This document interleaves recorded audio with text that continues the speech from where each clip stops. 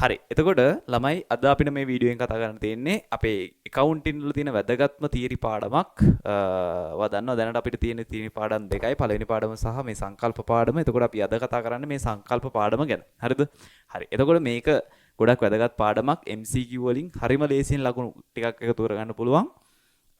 වගේම හරියට අවබෝධයක් තිබ්බ නැත්නම් ඉක්මනට ලකුණු නැති කරගන්නත් පුළුවන්. පාඩමක් නිසා මේක හරියට බලා ගන්න මෙන්න මේ තියරි පාර්ට් එක සුපිරියටම බලාගත්තොත් එහෙනම් මේක උඩ දාගන්න පුළුවන්. හරි හරි. එතකොට සංකල්ප කියන මොනවද කියලාත් අපි ඉස්සෙල්ලාම කතා කරගෙන ඒ කියන්නේ වැඩි කතාවක් නැතුව ටට්ටක් ගාලා යන් වැඩ ටික. ඒ වගේම අපි කරන්නේ සංකල්ප 13ක් තියෙනවා. මේ සංකල්ප 13ට අදාළ වීඩියෝස් 13ක් වෙනම ප්ලේලිස්ට් එකක් විදිහට ඔයාලට සංකල්ප ටික වෙනම දෙන්නම්. ඒ සංකල්ප වල දාලා සියලුම දේවල් ටික කතා කරලා තියරි කොටස් ටික ආවරණය වෙන විදිහට පොඩි වීඩියෝ වලින් කතා කරලා ඉවර කරන්න. හරිද? හරි. එතකොට අද අපි මේ වීඩියෝෙන් කතා කරන්නේ ඒකක සංකල්පය ගැන. සංකල්ප වල තියෙන පළවෙනි සංකල්පය. ඒ වගේම මේ වීඩියෝ එකේදී මම කතා කරනවා සංකල්ප කියන්නේ මොනවද? ඒකේ තියෙන වැදගත්කම මොනවද? මේ හැමදේම කතා කරලා ඒක සංකල්පයත් කතා කරලා වැඩේ මෙතනින් ඉවර කරන්නම්. මේ පළවෙනි වීඩියෝ එකේ එතනින් නවත්ත ගන්න. හරිනේ? හරි. එතකොට ළමයි සංකල්ප කියන්නේ මොනවද? සංකල්ප කියලා කියන්නේ අපි දන්නවා අපි accounting එක කරන්නේ accounting කියලා කියන්නේ ව්‍යාපාර එකකයක් නැත්නම් ගිණුම් මේකකයක් කෙරෙහි ඇල්මක් දක්වන පාර්ශවය සෙට් එකක් ඉන්නවා. ඒ ඇල්මක් දක්වන අයට තීරණ ගැනීමට අවශ්‍ය කරන නිවැරදි ආර්ථික තොරතුරු සැපීමේ ක්‍රියාවලිය තමයි ගිණුම්කරණය කරන්න කියලා ගිණුම්කරණය කියන්නේ කියලා අපි දන්නවා. ඉතින් ඔය සරල සංසිද්ධියවත් දන්නේ නැත්නම් ඒක ලොකු අවුලක් මේ සංකල්ප වලට එන්න කලින්. එතකොට ඒකට අදාළ ස්මාර්ට් ටිප්ස් ටික තියෙනවා. ඒ ටික බලන්න පුළුවන් ඕන කෙනෙක්ට මුල ඉඳන් එන්න අවශ්‍ය කරන සියලුම දැනුම මේකේ තියෙනවා. හරි හරි. එතකොට ගිණුම්කරණයේ ප්‍රධාන අරමුණ මොකක්ද? ඇල්මැති පාර්ශවයන්ට තීරණ ගැනීම සඳහා අවශ්‍ය කරන නිවැරදි ආර්ථික තොරතුරු සැපයීම තමයි ගිණුම්කරණයේ අරමුණ. හරිද? හරි. එතකොට මේ ගිණුම්කරණය කරනකොට ඒ කියන්නේ ඇල්මැති පාර්ශවයන්ට තොරතුරු සන්තරපණය කරනකොට එහෙම නැත්නම් මේ ඇල්මැති පාර්ශව සෙට් එක මෙහි ඉන්නවනේ. ඇල්මැති පාර්ශවය මෙහි ඉන්නවා. හරිද? මෙන්න මෙහි ව්‍යාපාරේ තියෙනවා. හරිද? මේ ව්‍යාපාරයේ ඉඳන් ඇල්මැති පාර්ශවයන්ට ආර්ථිකමය තොරතුරු සපයනමනේ. එතකොට ආර්ථිකමය තොරතුරු සපයනවා. ඒ ආර්ථිකමය තොරතුරු සපයන්න කලින් ව්‍යාපාරයේ විසින් මේ ආර්ථිකමය තොරතුරු ටික සකස් කරන්න ඕන, හදන්න ඕන. ඒ කියන්නේ ගිණුම් කරන ක්‍රියාවලියට භාජනය කරාට පස්සේ තමයි තීරණ ගැනීමට අවශ්‍ය කරන තොරතුරු ටික අපිට එන්නේ. පැහැදිලිද? ඒ ටික තමයි අපි ඇල්මැති පාර්ශවයන්ට දෙන්නේ. එතකොට මෙතන ප්‍රධාන අධීරයන් දෙකක් තියෙනවානේ. සකස් කරනවා. එකක් සකස් කරනවා. මේ තොරතුරු සකස් කරනවා. සකස් කිරීම සහ මෙයාලට ඒ ටික ඉදිරිපත් කිරීම. හරිද? එතකොට සංකල්ප කියලා කියන්නේ ඇල්මැති පාර්ශවයන්ට ගිණුම්කරණ ඒකකය කෙරෙහි තොරතුරු ඉදිරිපත් කිරීමේදී සහ සකස් කිරීමේදී. තේරුණාද? ගිණුම් කරන තොරතුරු සකස් කිරීමේදී සහ ඉදිරිපත් කිරීමේදී ව්‍යාපාරයක් විසින් අනුගමනය කරන නැත්නම් පිළිපදින. හරිද? උපකල්පන නීති රීති සහ සම්ප්‍රදායන් කිහිපයක්. තේරුණාද? ඒ කියන්නේ accounting කරනකොට සහ ඒ කරපු accounting ටික ඇල්මැති පාර්ශවයන්ට තොරතුරු විදිහට දෙනකොට තේරුණාද? ගිණුම් තොරතුරු සකස් කිරීමේදී සහ ඉදිරිපත් කිරීමේදී හැම ව්‍යාපාරයක්ම පොදුවේ පිළිපදින උපකල්පන නීති රීති සහ සම්ප්‍රදායන් කිහිපයකට තමයි මේ සංකල්ප කියලා කියන්නේ. තේරුණාද? උදාහරණයක් විදිහට කිව්වොත් එහෙම ඔයා හිතන්නකෝ මෙතන තියෙනවා ව්‍යාපාර තුනක්. හරිද? ව්‍යාපාර තුනක් තියෙනවා කියලා හිතන්නකෝ. A B C කියලා. හරිම සරලයි. A සහ B කියන ව්‍යාපාර දෙකම කිසිම අවුලක් නැතුව මම මේ කියපු විදිහට සංකල්ප පාවිච්චි කරනවා කියලා හිතන්නකෝ. ඒ කියන්නේ ඇල්මැති පාර්ශවයන් තොරතුරු දෙද්දි සහ ඒවා සකස් කිරීමේදී පොදුවේ පිළිගත් උපකල්පන නීති රීති සම්ප්‍රදායන් පාවිච්චි කරනවා. මෙයත් ඒ විදිහට පාවිච්චි කරනවා. මෙයා ඒව ගැන ලොකු තැකීමක් කරන්නේ නැත්තම් එයා ඒව කොහොමවත් පාවිච්චි කරන්නේ නැහැ. දැන් ඔයා බලන්න මෙන්න මේ A ව්‍යාපාරයේ මූල්‍ය ප්‍රකාශන කට්ටලයයි B ව්‍යාපාරයේ මූල්‍ය ප්‍රකාශන කට්ටලයයි අර සංකල්ප මත පදනම් වෙලා හදලා තියෙනවා නම් සහ ඉදිරිපත් කරලා තියෙනවා නම් අපිට මේ මූල්‍ය ප්‍රකාශන දෙක අරගෙන මේ මූල්‍ය ප්‍රකාශන දෙක අපිට සංසන්දනය කරන්න පුළුවන්. ඇයි මේ දෙගොල්ලොම මූල්‍ය ප්‍රකාශන හදලා තියෙන්නේ අර ගිනුම් කරන සංකල්ප මත පදනම් වෙලා. එතකොට ඒකාකාරී බවක් තියෙනවා මේ ව්‍යාපාර දෙකේ තියෙන මූල්‍ය ප්‍රකාශන කට්ටරවල. හැබැයි මෙයා සංකල්ප වලට අනුකූල වෙලා නැති නිසා මේ මූල්‍ය ප්‍රකාශන කට්ටරයට වැඩිය මෙයාගේ මූල්‍ය ප්‍රකාශන කට්ටරය වෙනස්. පැහැදිලිද? එතකොට අපිට ඒව සංසන්දනය කරන්න බෑ. පැහැදිලිද? දැන් එතකොට අපිට දැක්කද සංකල්ප පාවිච්චි කරන එකේ වාසියක් තියෙනවා මොකද්ද? මූල්‍ය ප්‍රකාශනවල ඒකාකාරී බවක් පවතින හේයින් එම මූල්‍ය ප්‍රකාශන අතර සැසඳීමක් කරන්න පුළුවන්. පැහැදිලිද? හරි. ඊළඟ එක තමයි අපි මේ සංකල්ප හදන්නේ මේ සංකල්ප ඊටාම තාර්කික සංකල්ප ටික. තේරෙනවද? සංකල්ප ටික ඊටාම තාර්කික සංකල්ප ටික. මේ තාර්කික සංකල්ප මත පදනම් වෙලා ගිනුම් කරන්නේ කරොත් එහෙම අපිට ඊටාම හොඳ නිවැරදිම තීරණ ගන්න පුළුවන් ඇල්මැති පාර්ශවයන් විදිහට. පැහැදිලිද? නිවැරදිම තීරණ ගන්න පුළුවන් සංකල්ප මත පදනම් වෙලා සකස් කරන ගිනුම් තොරතුරු මත පදනම් වුණොත් අපිට නිවැරදිම තොරතුරු තීරණ ගන්න පුළුවන්. පැහැදිලිද දෙක? හරිද? පළවෙනි එක මම මොකද කිව්වේ? සංකල්ප භාවිතාවෙන් ව්‍යාපාරවල මූල්‍ය ප්‍රකාශනවල පොදු බවක් තියෙනවා. එතකොට ඒ හරහා සංසන්දනය කරන්න පුළුවන් මූල්‍ය ප්‍රකාශන තවත් ව්‍යාපාරයත් එක්ක. පැහැදිලිද? දෙක සංකල්ප කියන්නේ තාමත් තාර්කික දෙයක් නිසා ඒ තාර්කික සංකල්ප මත පදනම් වෙලා සකස් කරන මූල්‍ය ප්‍රකාශන තුලින් නිවැරදිම තීරණ ගන්න පුළුවන් ඇල්මැති පාර්ශවයට. පැහැදිලිද? තුන්වෙනි එක. මේ සංකල්ප කියන්නේ ජාත්‍යන්තර වශයෙන් පිළිගැනීමක් තියෙන දෙයක් නිසා මූල්‍ය ප්‍රකාශන වලට ජාත්‍යන්තර වශයෙන් පිළිගැනීමක් ලැබෙනවා. තේරුණාද? ව්‍යාපාරයේ ගිණුම් කරණයට ජාත්‍යන්තර වශයෙන් පිළිගැනීමක් ලැබෙනවා. පැහැදිලිද? දැන් ඒතර සංකල්ප ගැන අපි තාම පුළුල් විදිහට කතා කරා. සංකල්ප කියන්නේ මොනවද? ඒ සංකල්ප පාවිච්චි කරන එකේ වාසිය අවාසිය මොනවද කියලා අපි කතා කරා. හරිද?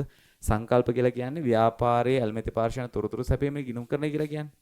එතකොට මෙන්න මේ තොරතුරු සකස් කරන්න ඕන ව්‍යාපාරයක් විදිහට. එතකොට ඒ සකස් කිරීමේදී සහ ඒ හදපු තොරතුරු ඉදිරිපත් කිරීමේදී ව්‍යාපාරයක් විසින් පොදුවේ භාවිතා කරන උපකල්පන නීති රීති සහ සම්ප්‍රදායන් වල තමයි කියන්නේ සංකල්ප කියලා. එතකොට මේ සංකල්ප පාවිච්චි කරන එකේ වාසිය මොනවද මං කිව්වේ? ව්‍යාපාර වලට පොදු බවක් ලැබෙනවා. එතකොට ඒ හරහා ව්‍යාපාර වල ගිණුම් ඒ කියන්නේ මූල්‍ය ප්‍රකාශන අතර සංසන්දනය කරන්න පුළුවන් ව්‍යාපාර අතර. ඊට අමතරව මම මොකද කිව්වේ? සංකල්ප කියන්නේ ඊටාම තාර්කිකව ගොඩනගපු දෙයක් නිසා ඒ හරහා එන ගිණුම් කරණයේ මගින් එන තොරතුරු වලින් අපිට නිවැරදිම තීරණ ගන්න පුළුවන් වෙනවා. ඊට පස්සේ ජාත්‍යන්තර වශයෙන් පිළිගන්න නිසා මේ සංකල්ප අපිට මේ ජාත්‍යන්තර පිළිගැනීමක් ලැබෙනවා. පැහැදිලිද වැඩේ? හරි. ඊට පස්සේ අපිට කතා කරන්න තියෙන පළවෙනි සංකල්පය තමා ඔයා දන්නවා අපි පළවෙනි පාඩමෙත් කතා කරා ගිණුම් කරන ඒකක සංකල්පය.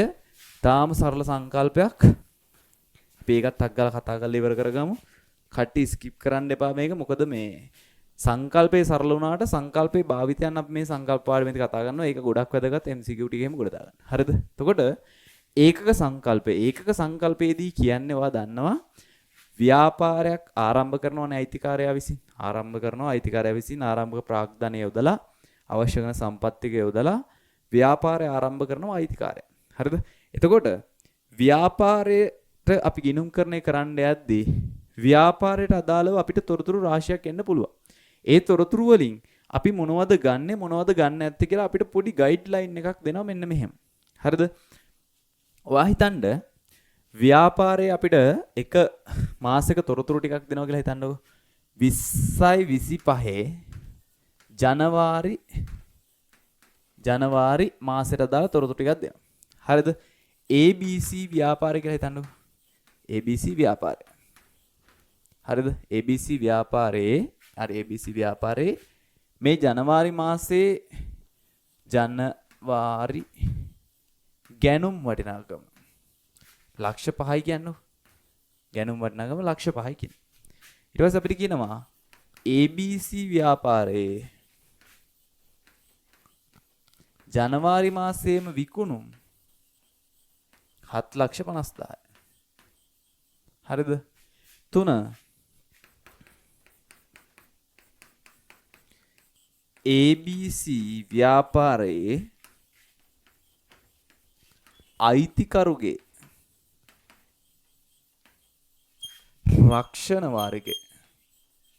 රක්ෂණ වාරිකය 20000යි.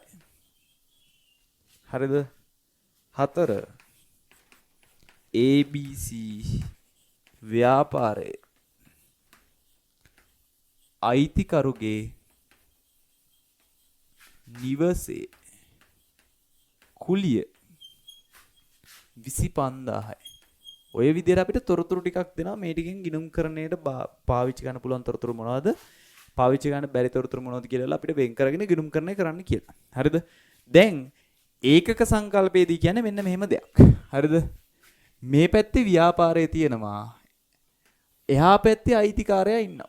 මේ පැත්තේ ව්‍යාපාරයේ තියෙනවා. එහා පැත්තේ අයිතිකාරයා ඉන්නවා. හරිද?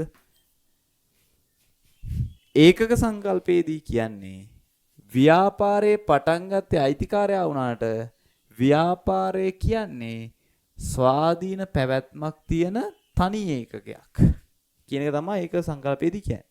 ඔහොම කිව්වට මොකෙක්ටවත් තේරුන්නේ නැතනොත් මෙහෙම කිව්වම තේරෙනවා. ව්‍යාපාරය අයිතිකරුවාගෙන් වෙන්ව කටයුතු කරන ස්වාධීන ඒකකයක් කියන එක තමයි ඒකක සංකල්පයේදී කියන්නේ. අපි ගිණුම්කරණය කරන්නේ ව්‍යාපාරයටනේ. ගිණුම්කරණය කරන්නේ ව්‍යාපාරයට.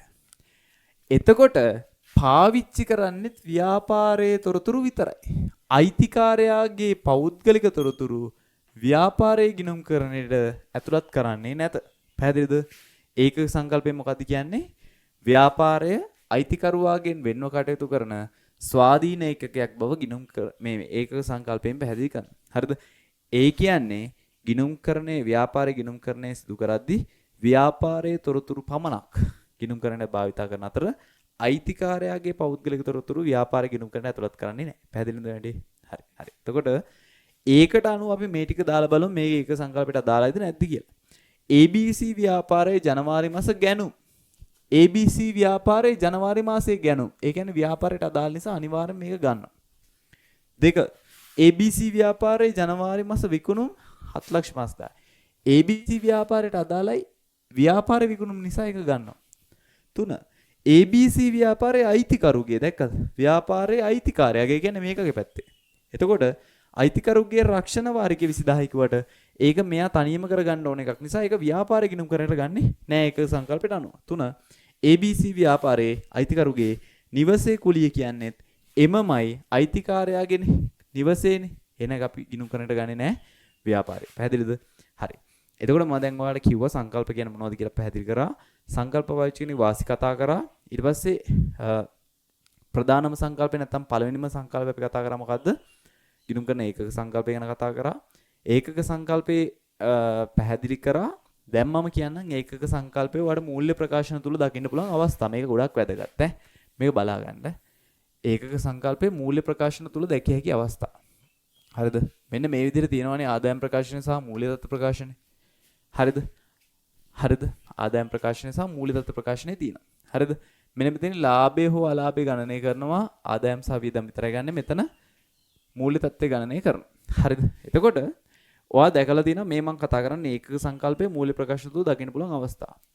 ඔයා හොඳටම දන්නවා ABC ව්‍යාපාරයේ අදාළ වර්ෂයෙන් අවසන් දින අවසන් වර්ෂයට තමයි ආදායම් ප්‍රකාශන හදන්නේ. හැබැයි නම් කරන්නේ ව්‍යාපාරේ නමින්. ABC ව්‍යාපාරයේ අයිතිකාරයා අතුල වුණාට අතුලගේ නම නෙමෙයි මෙතන ලියන්නේ ABC ව්‍යාපාරේ නම. තේරුණාද? එතකොට මූල්‍ය ප්‍රකාශනවල ඉහළින් ව්‍යාපාරයේ නම ඇතුළත් කරන එක ඒකක සංකල්පේ නිරූපණය කරනවා. 1.